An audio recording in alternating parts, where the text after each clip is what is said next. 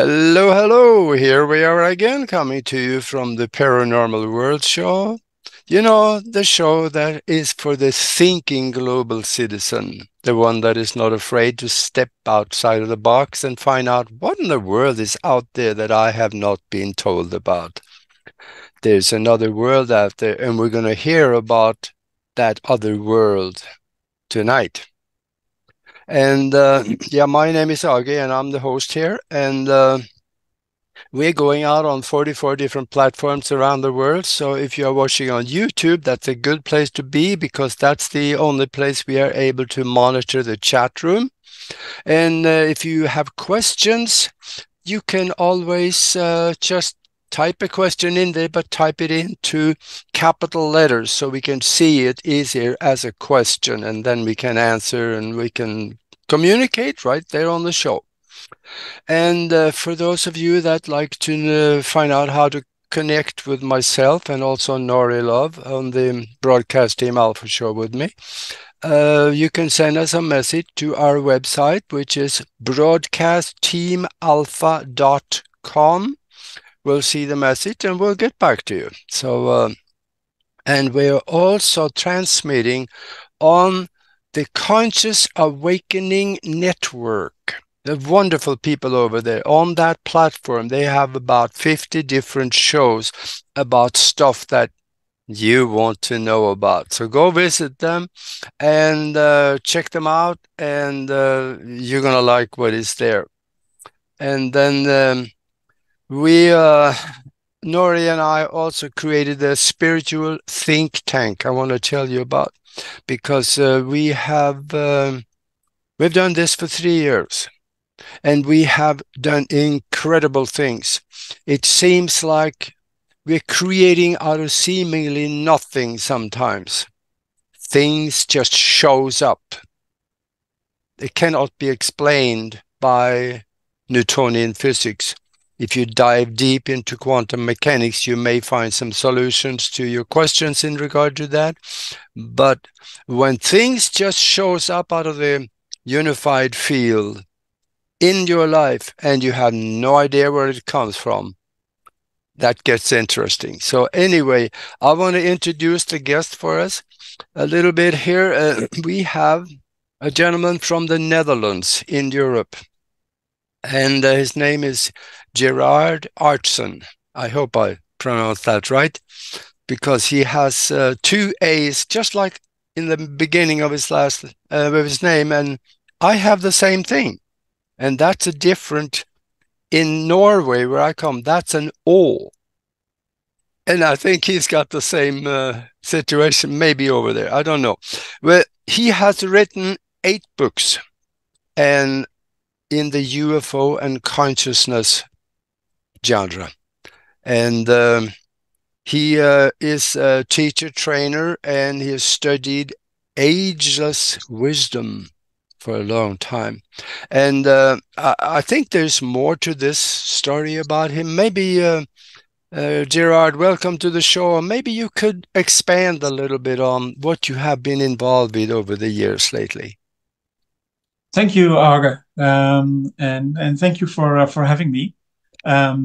Yes, well, my day job is being a teacher trainer at the Amsterdam University of Applied Sciences, the English program. But for even longer, I've been a student of the ageless wisdom teaching. And some people may know that that was first reintroduced to the modern world by Helena P. Blavatsky in her books Isis Unveiled and The Secret Doctrine. And her teachings were expanded on by Alice Bailey in the early 20th century, and later Benjamin Creme and several others as well. And these teachings really are they are like a synthesis of science and philosophy and religion. And they are about the evolution of consciousness and the fact that it was maybe not the first time, but the first time that a scientific approach, a more academic approach to questions, life questions such as reincarnation and the spirit world, um, the huge cycles on planet Earth, where previous continents, previous civilizations came up and disappeared, such as Lemuria and Atlantis, are all described and treated uh, to show and elucidate the fact that we are not just blips on the cosmic scale, but we are individual units of consciousness that go through seemingly endless cycles of incarnation and reincarnation in order to find our way back and to reconnect with the source of consciousness. And one fun fact, of course, is that the origin of the word religion, religare, means to reconnect, and the same actually goes in Sanskrit for yoga, Yeah. root of yoga. So the Ages of Wisdom teaching are meant to help modern mankind, with its more mental approach to life, and more inquiring mind than say the people had 2,000 years ago, to find answers. Yeah. But she also revealed the fact that the evolution of consciousness doesn't stop with the emergence of the mineral, the vegetable, and the animal and the human kingdom, but continues from the human kingdom onward into what we might call spiritual kingdom, Yeah. where which is populated by people who are no longer strictly human, but who have transcended the human state of consciousness. Yeah. And sometimes they are regarded as the teachers of the race, of the human race, and known as the masters of wisdom. Yeah. And they appear from time to time to guide and inspire humanity to find, when we are Yeah. losing our way, to find our way back. Yeah. So, in a nutshell, that's the Ages Wisdom teaching. Yeah, I seen there's some form of guidance behind the curtain here, and that's probably what you talk about in one of your books about the sea of consciousness. Well, not exactly, because in the Sea of Consciousness, I republished a lost book by George Adamski that Oh, viewers may remember was the first contactee of the 1950s, yeah, UFO contactee, much maligned and derided and ridiculed. But my research shows that that was all based on people who didn't know what they were talking about. And his debut book, his first book publication, that was long before he became known as a UFO contactee, and it was published in 1932. And it was titled The Invisible Ocean. So I included the integral text of that in my book, The Sea of Consciousness. And he describes the sea of consciousness as the foundation, the nature of the reality that we live in. yeah, And the interesting thing is, if you look at quantum mechanics and the beginning of quantum mechanics, Max Planck, the famous physicist, um, came to the conclusion somewhere in the 1920s, or at least somewhere before the Second World War, that there are no such things as physical particles that form the basis of our objective reality. He concluded that there are no physical particles, but only minute bundles of energy, which he called quanta, hence the name quantum mechanics, quantum yeah, science. And he said these are arranged in such a way that to us, in our peak frequency, so to speak, they look solid.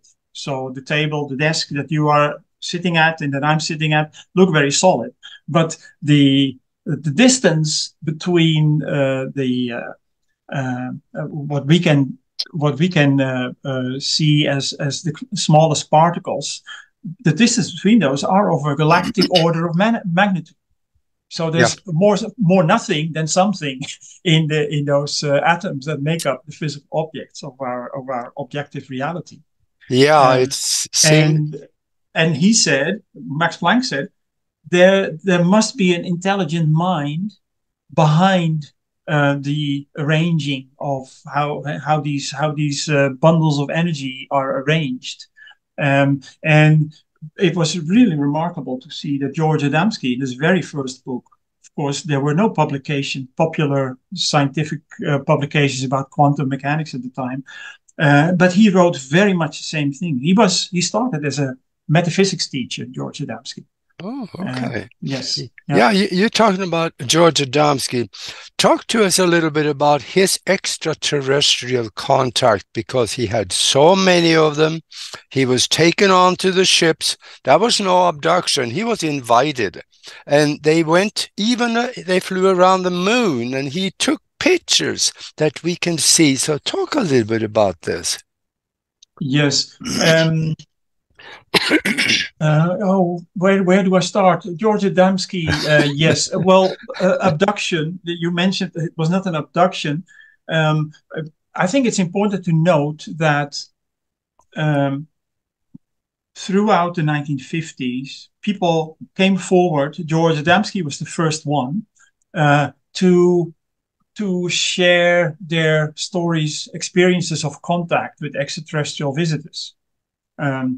Through books, talks. Adamski was very open to the public. He had a cafe on Palomar Mountain with some of his associates and his wife and some of his associates, where every Thursday and Sunday people would come and gather and ask questions, and he would answer them. And in 1959, he went on a world lecture tour that took him to various continents, including Australia, New Zealand, and Europe as well.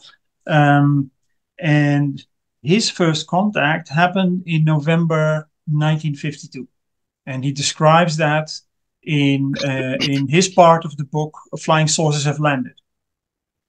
Now, there are several people who describe themselves as UFO historians, but the real first historian in that respect was Desmond Leslie, an Irish English aristocrat, who compiled an overview going all the way back to ancient Indian times and Old Testament times, describing sightings of celestial craft and meetings with celestial beings, people from the heavens, up until the 1950s. And that formed the first part of Flying Saucers Have Landed. And Adamski's description of his experience in November 52 was attached to that as a second part. That book came out in 1953. And it was translated in at least 12 languages. It was reprinted many, many times in the US and the UK. So he soon became a world famous figure. Yep. And that, of course, attracted no shortage of criticism and ridicule, etc. Yeah. And the people, people actually still say that Adamski just jumped the bandwagon because there was fame and money to be had when you claim to have had contact with space visitors. But the fact is, Adamski installed his first telescope when he was still a metaphysics teacher in Laguna Beach in 1938. Mm-hmm. He wrote a pamphlet before the famous sightings by Kenneth Arnold in 1947 and before the Roswell crash in 1947. He wrote a pamphlet called "The Possibility of Life on Other Planets" in 1946. Mm-hmm.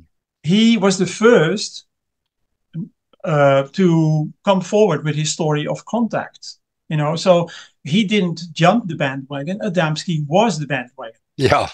You know, um, again, people who criticize Adamski's claims, yes, there are many claims that cannot be verified. But what do you expect in such an area of mystery? And these visitors from space, they are coming here very carefully. They're treading very carefully so as not to upset our society, and making sure that our structures don't collapse. The stock markets, etc.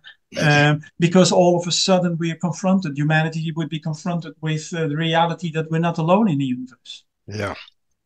People of sound mind would understand that as a fact, but it has been denied ever since the 1950s, ever since Adamski, Truman Bethune, Buck Nelson, Howard Menger, Daniel Fry.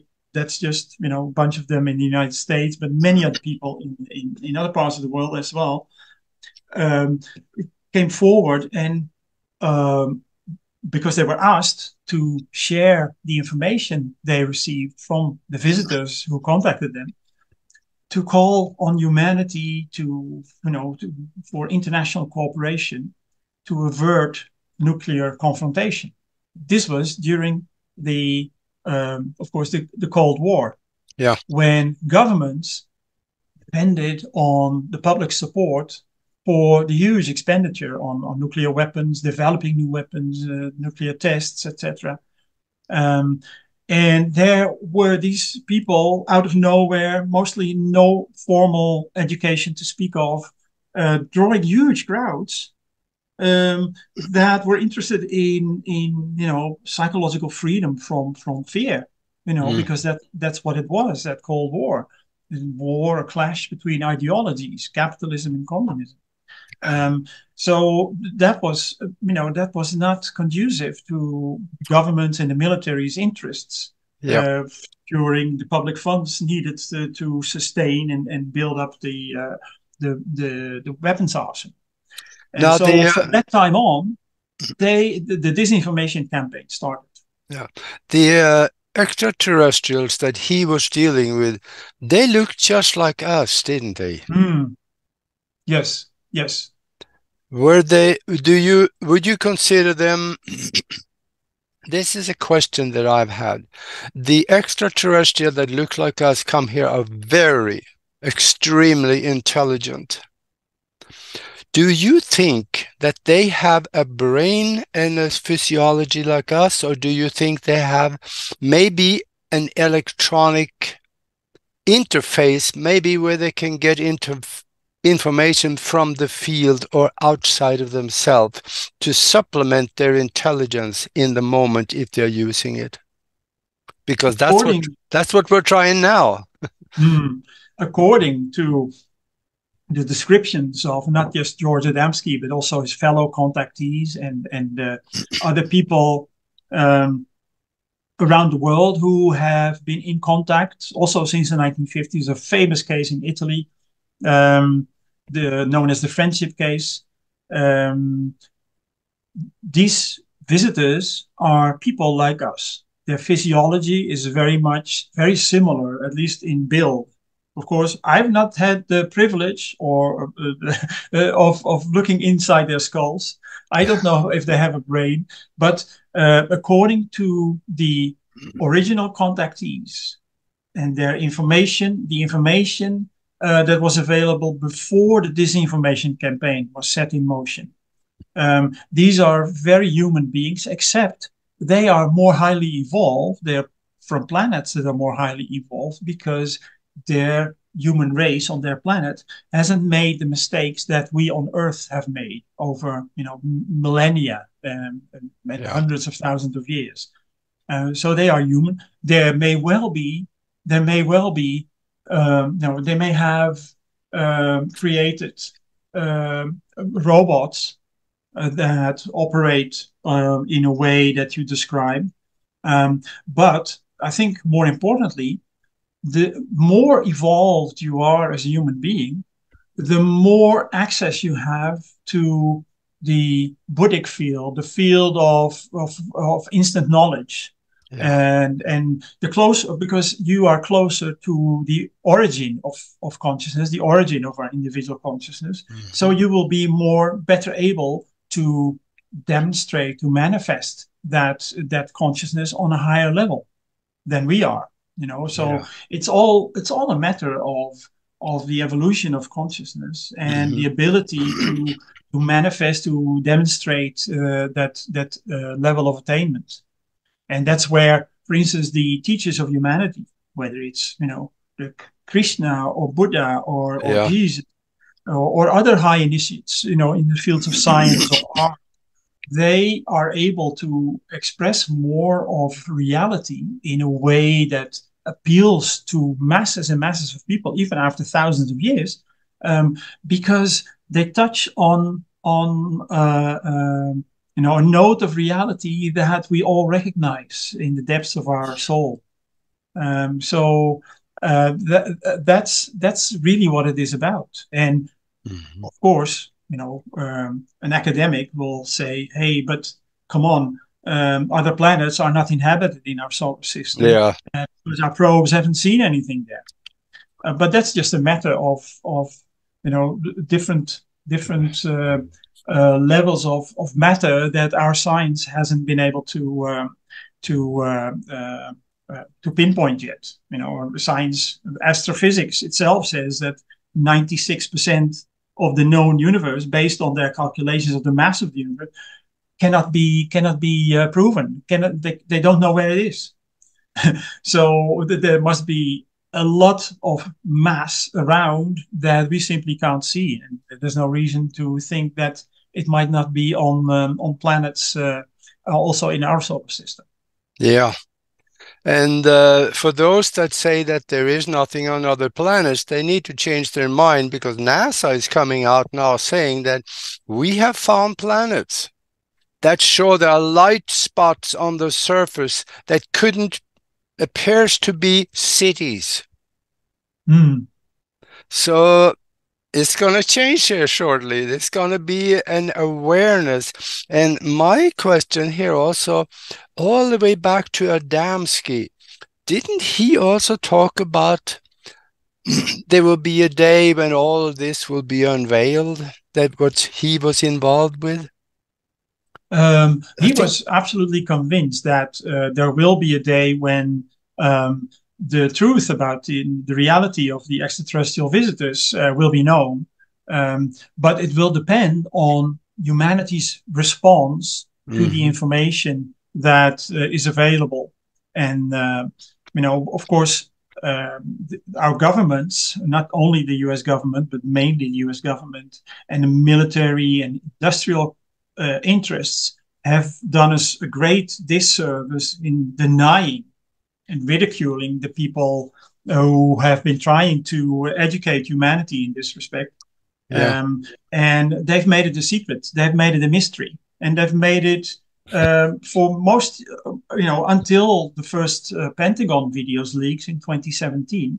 The topic wouldn't even be seriously covered in the broadsheet newspapers. It was only when these videos began to be leaked and finally the Pentagon had to admit they were authentic that now you see more serious stories in the New York yeah, Times or the Guardian or the Telegraph in London. So it's we've been held back in terms of our knowledge about the reality of yeah. these visitors. Now, And Adamski was taken. I have that first book, Flying Saucers Has Landed. It's on the bookshelf somewhere on that wall. Uh, but he was taken to not onto the moon, that I don't think, but around the orbit of it and back to Earth. Isn't that what I seem to remember? yes, and he has even been taken to orbit Venus and Mars. If Venus, in any case, Mars, I'm not Hmm. sure. Um, so well, yes, he's been shown around Yeah, the solar system. And perhaps we don't know. Well, he did publish a report in 1962 where he describes he was invited to a interplanetary conference on Saturn in that year, 1962. Of course, everybody, even his closest associates at that time, decided, oh well, this man has lost it. Yeah. We can't take him seriously anymore. I've been wasting my time, or maybe his early experiences were authentic, but now he's started to fantasize. But when you read his accounts, they're consistent. There's no fantasy involved there. He may not have been able to explain everything that he experienced in a way that would be 100% correct or accurate. We are not in no position to judge that. Mm-hmm. But his experiences and his descriptions are very, very consistent with his earlier experiences. A lot of the statements that he made has been confirmed later on, and Yes. way before the time that it could have been confirmed at his time. So there's something here that you can't get around it. I think so. I agree. Yeah, yeah. And uh, even NASA now is starting to, with this new, that said there's several planets they found that has these lights on the surface, and with the Webb telescope now is so much better that they can see the planets, and this is puzzling them because according to the rumor on the street is that it can't happen. There are no aliens out there. It might be, but we don't know. And of course, NASA is the biggest scam when it comes to that issue. But this is a global thing. From what I see, you sent me a plate. Yeah, and there are scientists that explain very simply, yes, UFOs are real and their extraterrestrials are here. And I see now we're down at the bottom of the hour, so let's talk about that information when we get back, because it should confirm to most non-believers that maybe there is something here I should look at. So yes, for those of you that joined us late, we are talking with Gerard Aartsen. He is from the Netherlands and he is a UFO researcher. He is an author. He's written several books on the issue. He also brought out a book by Adamski. It's called The Sea of Consciousness. And he has several others. The Adamski book of UFOs / UAP disclosure. And we're here to help you, UFOs and the Space Brothers. And there's lots of books. Go to Amazon.com and put his name in there and they'll come up. I bet you're going to find one book at least that you can't live without, because I did. So anyway, yeah, here we are again back. But let me share screen and I will bring up this this thing you sent me that is so explanatory. It blew me away that there were so many. So hang on just a second here. I will. Okay, that didn't work too well, so I will go do that. Here we go. All right. I'm sharing sound and video. Can you hear me? I can hear you, yes. Okay, good. Yeah, here we have these scientists. They're talking about the UFOs and the extraterrestrials already being here. Talk a little bit about the different people here, because this is good. Yeah, well, I find it very compelling. And the way this came about, the idea for this compilation came to me when, I had seen the statement from Professor Filipov, Bulgarian professor of astrophysics in 2009, which made the headlines in the UK. We claim that the aliens from space are already among us. They're already here, and they want to help us.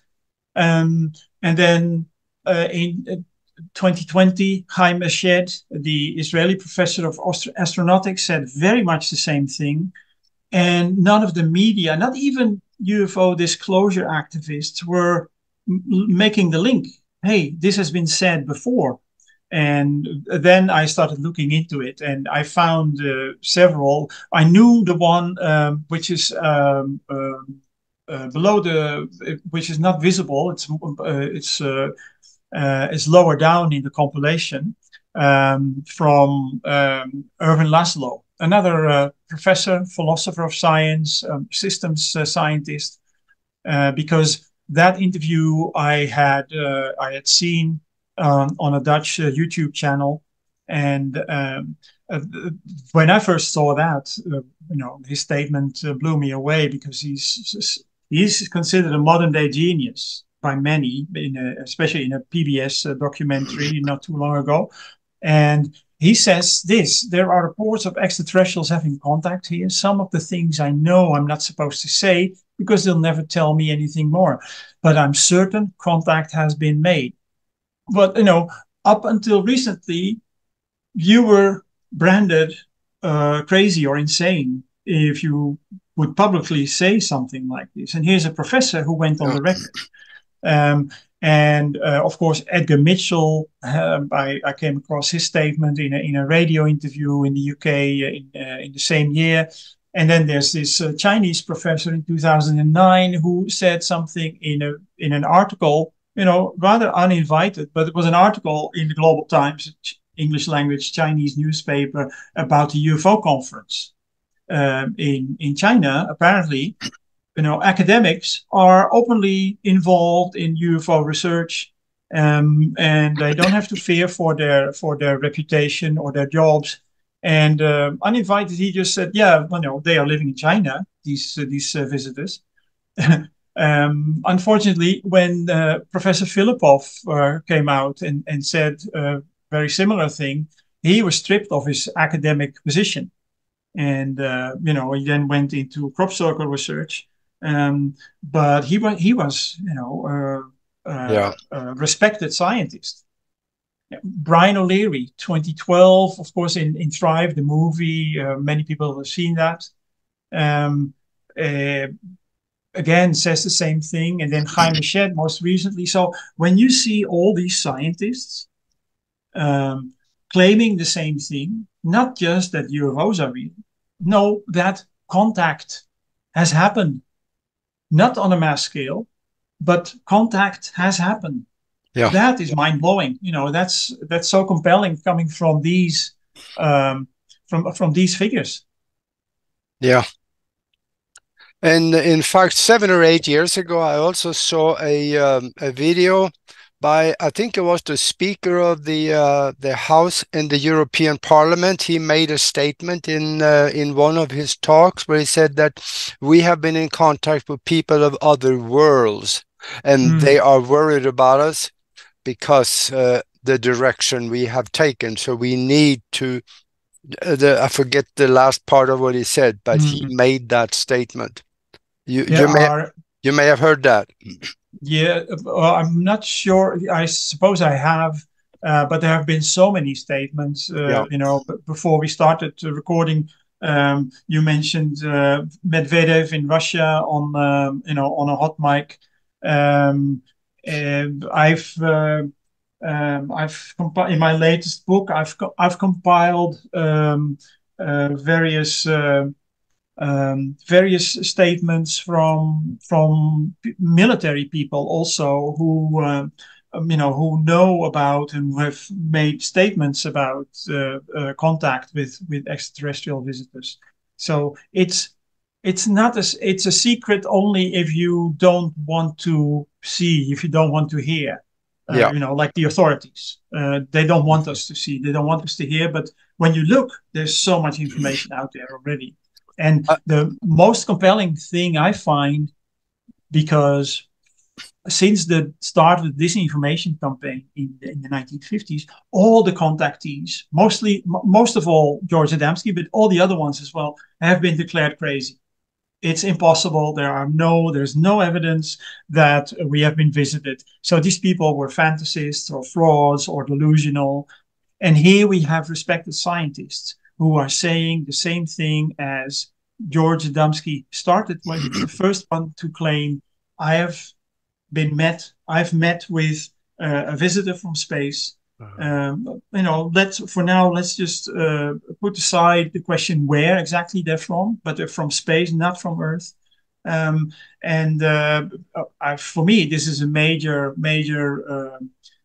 indication that these contactees of the 1950s were not fantasists. They were not delusional, and they were not crazy.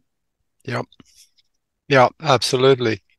And another thing that I noticed on this list, that this gentleman from China, Zhang Yifang, PhD, professor of physics, he said aliens are living in China. Their intelligence is beyond us. They must have a good reason to choose to stay in Yunnan. That must be where they are.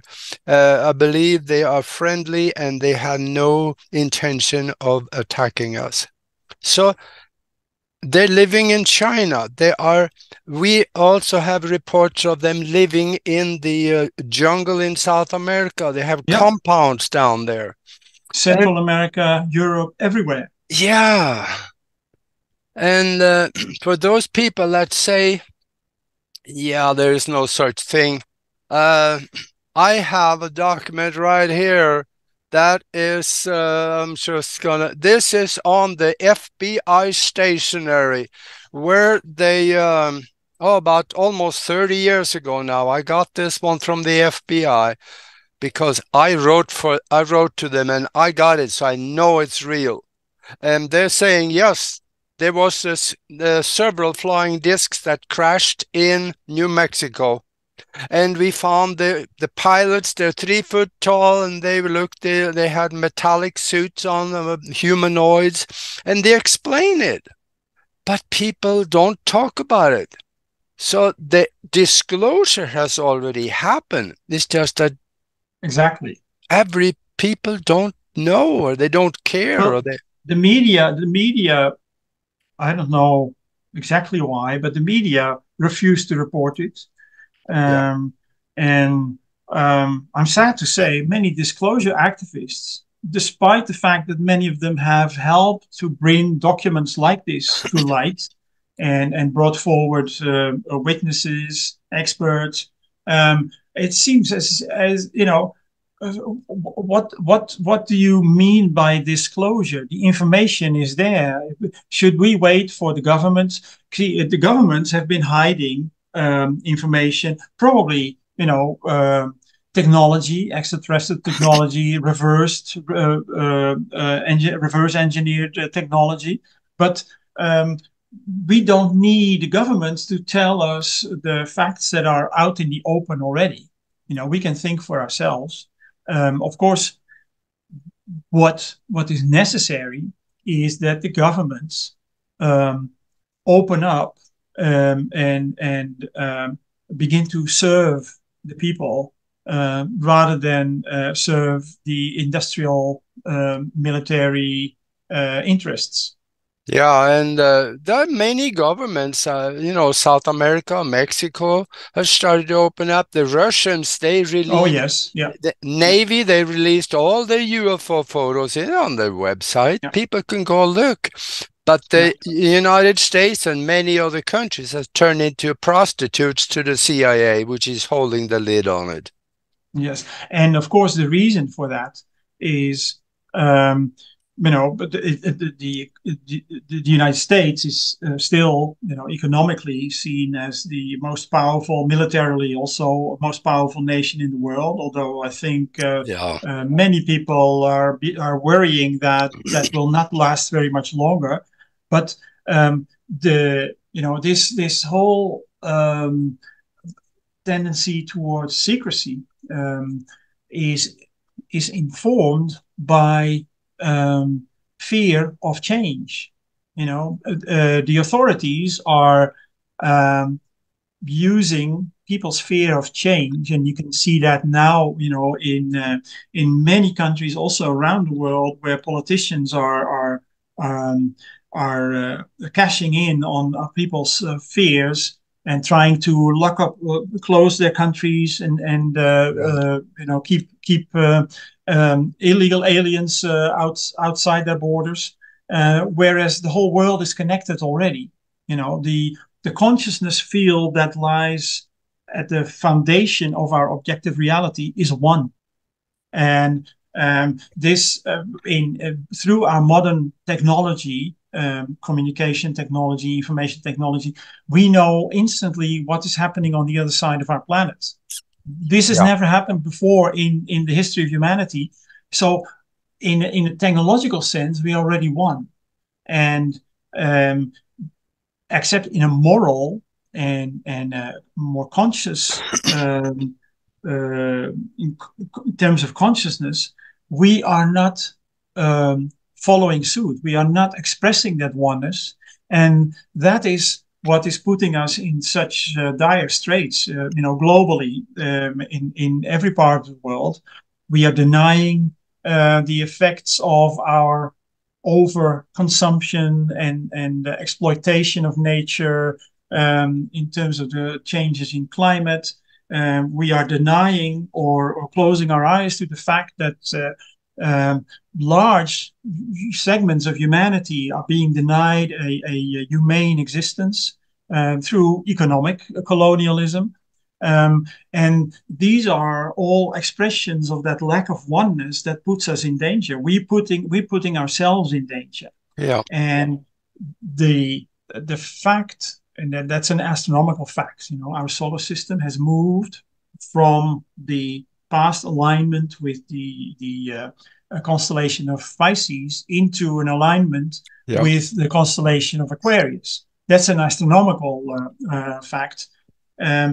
Thus far, astronomers and other scientists refuse to acknowledge the fact that, even though they acknowledge that the universe is a sea of energy, we live in a sea of energy, they refuse to accept that this energy is impinging not only on our solar system but also on our planet, and may well carry certain characteristics. In the past constellation of Pisces, those characteristics have helped humanity acquire the characteristics of individuality and idealism. That were first, say, symbolized in the story of Jesus, in Jesus of Nazareth in the New Testament, where, for instance, he challenged the authorities of his time to teach people to think for themselves. Yeah. Well, we have now come to the end of that cycle, and these characteristics have become crystallized. And we're now living in an age of extreme individualism, and that we're putting ourselves in danger in this way. But there's no way we can escape, as a planet, as a human race, the effects of the new energies coming in from the constellation of Aquarius, which require the expression of synthesis and oneness. And it is this fear of the change that is impending, and people sense it, even though they can't put it in words, even though they don't read about it in the newspapers.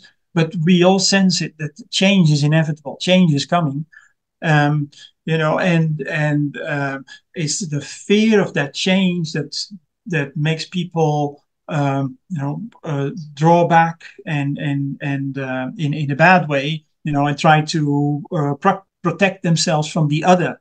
But in fact, as the space visitors have told us through the contactees, the other is you. We are all connected, and unless everyone has a humane life with adequate food and housing and healthcare and education, then none of you is safe. We all have to we stand together or we fall together. And that is why they are here.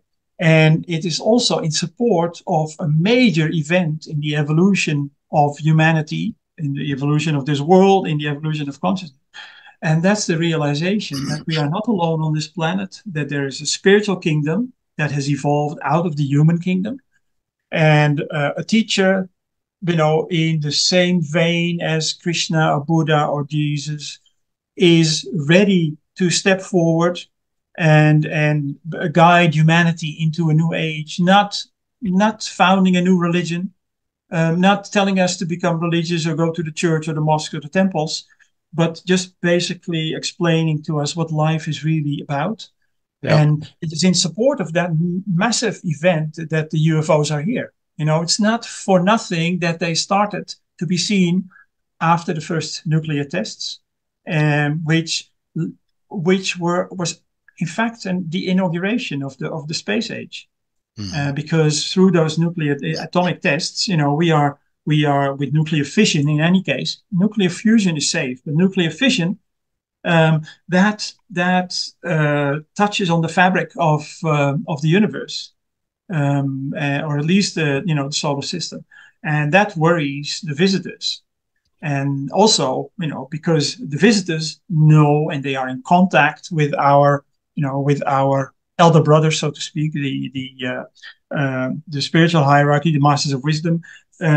They know about the fact that there's a teacher ready to step forward, and several contactees, not just Adamski but others as well, have alluded to that fact. It was not their task, it was not their mission to inform humanity about this major event, momentous time in human history.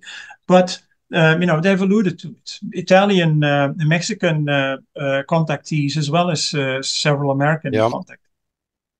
Yeah, and if we look at the technological advances that we have done over the last 100 years, think of this for just a second. In 1903, the first airplane flew. 66 years later, we were walking on the moon. Do you think that could have happened on its own, or was this some extraterrestrial feeding of information to help out? Exactly. Yes. I doubt that it would have been able to. Humanity would have been able to make such giant leaps all by itself. Yeah. And Adamski has made it clear that the visitors have made several attempts to, they have been in contact, among others, through George Adamski. They have been in contact with the governments of the world, the major governments of the world, and they have offered, a more open exchange of their technology. But their condition was that we would give up the nuclear fission technology in our atomic weapons, the A bomb and the H bomb and what have you, because that is just too dangerous, not just for ourselves, but for the rest of the solar system as well. Yes. The outcome of that offer, the fact that it was refused is known. That's history. But nevertheless, they have sacrificed several of their craft, so that we would be able to know more about the technology. We were allowed to find out for ourselves some of their technology, like the well-known examples of the transistor and the laser technology.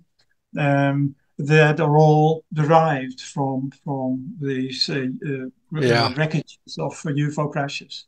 I got a follow-up question to that one. And that is, do you think that we went to the moon in 1969? There's so much evidence and pictures speaking to the contrary. Fake pictures. We know they're fake because but there are probably also real ones. What is your opinion on that? Well, I don't know if my opinion would matter very much, but I personally am convinced that we have been to the moon. Yes, I have no doubt. I have no doubt. I totally agree with you, but we've been there since the 1950s. Because that I don't know, but 1969, I know for a fact. Yes. Yeah, we know also that the Americans and the Brits, they got a hold of the Honeyboo 2s and probably a Honeyboo 1 from the Nazi Germans, and they either back engineered it or they find a complete ship there that they were able to bring. So they had it in 1946, 45. So what they did with it after then, when they were able to fly it, they could perfectly well go to the moon. And I And think, may I ask then, what would be see that would have given them a massive advantage over the Soviets, yeah. and what would have stopped them from just deciding, okay, now we're going to rule the world? Well, the thing is that the Russians got at least one of those ships also.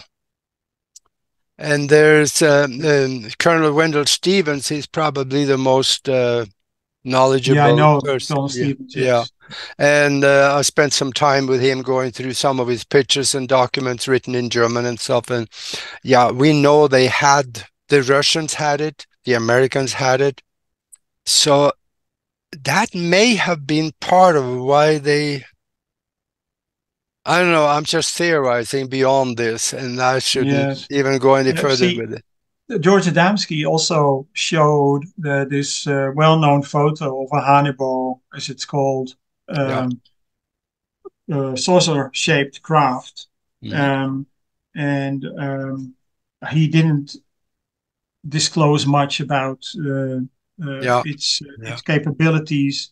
And I wonder if the perhaps the Nazis, Germans, had witnessed such craft in their skies, and we know they were very good at designing and developing Yeah. Warcraft. The V2 was invented by Werner von Braun, who was later um, uh, consigned signed up by the United States, Yeah. and he worked for the Gemini and the Apollo programs. Um, for more peaceful purposes, fortunately.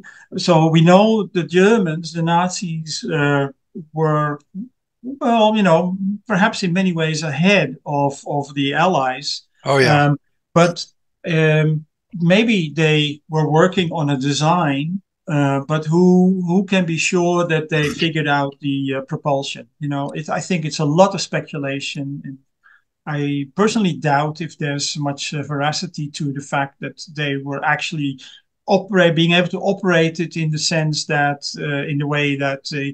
extraterrestrial craft are operated. Because, the important thing is, and we know that now through, for instance, Stephen Greer and Grant Cameron, but also through these accounts of the original contactees, you need UFOs, flying saucers, are controlled through the mind, Yeah. and that is something where humanity has not evolved yet to that point where we can do that. Exactly. So that tells me that yes, the Germans may have been working on developing craft that looked like the flying saucers, but they were nowhere near, being able to pilot them in the same Oh, way yeah. as the Yeah. spaces. Yeah. And in fact, Germany had their own Roswell in 1936. Many What, countries have. yeah, what if that craft that crashed in Bavaria at the time could have looked like the one that they created the Honeyboo from? Exactly. So the people that crashed, or the society that crashed the craft there, could have been in contact with Adamski. So Mm, the Venusians, they lost one of their crafts in Germany. They could have been, because we know the crash happened, but we don't really have any good look of what it looked like. yeah, well, I know there's been several attempts to associate Adamski with Nazi Germany or right wing characters in the U.S., and these are based on false Mhm. insinuations. Um, the visitors from space who come here, they have appeared all over the world. They have no favorites. Their favorite is the human race. Yeah. Their message is we are one. They even call themselves our brothers, the brothers from space, brothers and sisters, and they proclaim the brotherhood of men. And we need to realize that, and we need to express that, demonstrate that in our practical lives on this planet, if we want to avoid our own destruction. Yeah. And it's coming closer and closer, that destruction, self-imposed destruction, because it's absolutely unnecessary. Um, and it's all for ignorance, and for speculation about enemies and the other, and God knows what. Yeah. But there's a simple truth, and the simple truth is that you and me are as connected as the brains in the cells in our brains. Yeah. And in fact, we could consider the individual human beings brain cells in the mind of the planetary entity. Yeah. And we need to come together. We Yeah. need to come to our senses. And fortunately, we have help from space visitors. Again, they've appeared all over the world. They have no favorites. They, some, if they're see, not all planets are evolved to the same extent. There are planets who are less evolved than Earth, Yeah. but they have not been allowed to visit the planet anymore. They used to in the past, but not anymore, because this is such a crucial time in the history of humanity. Yeah. And there are actually 3 sources who confirm that there has been placed a ring of light, as it's been called, or a cordon around our planet in protection against these less evolved people from space. Less evolved in terms of consciousness, but still more evolved technologically. So they're not Yeah. morally as evolved as the people from Venus and Mars, most people from Mars, Yeah. Saturn, etc. And one of these sources was, what's his name again? The Canadian Wilbur Smith, Yeah. um, researcher and contactee. Another was Michael Wolff, an American scientist who worked alongside extraterrestrial scientists in the US, and Benjamin Creme, one of the exponents of the Ageless Wisdom, from 1674 until his death in 2016. He worked with some of the space visitors in the 1950s. So there's a protection, a ring of light around our planet, and the people who do come here are allowed to come here, and because they are here in support of humanity's safe progress I into becoming a space civilization and rejoining our brothers and sisters on the other planets in our solar system. I It's up to totally us. totally agree. Absolutely. I see we are coming down towards the end of the show here, but could you talk a little bit about your books and also where they can get a hold of you? And maybe emails possibly, or however you want to make contact. Well, my website and my contact information is on my website, is bgapublications.nl. NL is for Netherlands, but the website is in English. And people can contact me through there.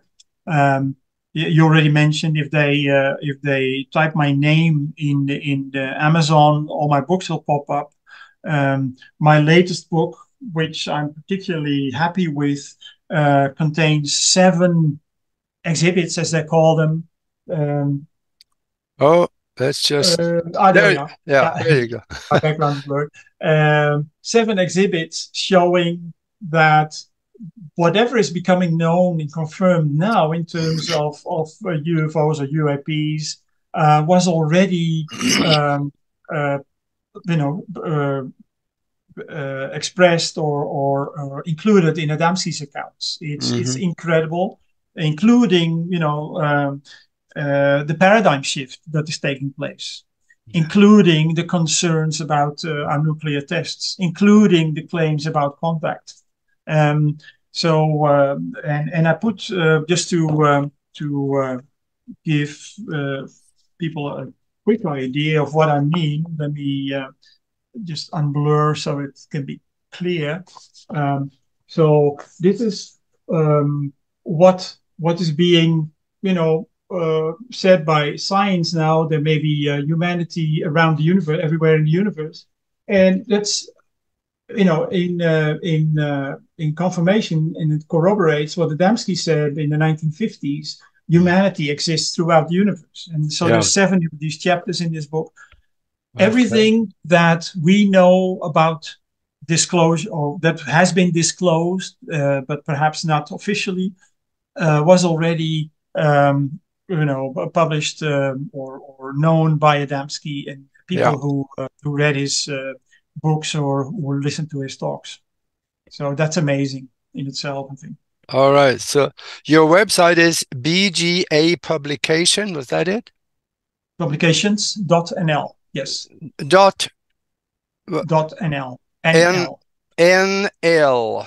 Dot Yes, for NL Netherlands. for the Netherlands. Yeah, there you go. Okay. All right. Well, this has been interesting, and I know that there's much more to talk about in regard to Adamski. I remember, I'm going to take the next 30 seconds and mention this, because some of the people, they question his pictures, but they really shouldn't. I saw a report, because he has a picture of a very long and large cigar-shaped ship in space. That picture was scrutinized, it was investigated, and they couldn't find anything wrong, nothing wrong with that picture.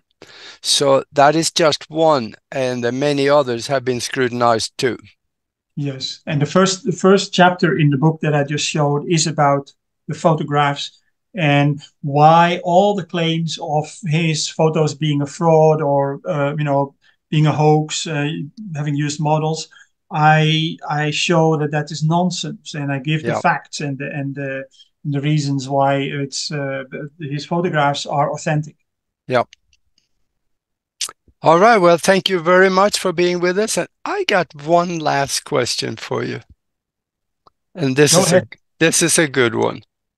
If you could talk to the whole world and the world was listening, what would you tell them? I would tell people, especially in this day and age, that there is, and it sounds a bit like a cliche, but there is nothing to fear but fear itself. Yes, there are changes coming. Some changes may not be pleasant. Change is always difficult. Yeah. But the world as we knew it was a very, very unhappy and insecure place where we had to compete for our place under the sun, where we have to pay for every basic human need, which is completely unnecessary. Because if we take the wealth and the richness of Earth's bounty, and we see all of humanity as a family, then there's more than enough to go around for everyone. Yeah. In terms of food, in terms of housing, basic necessities.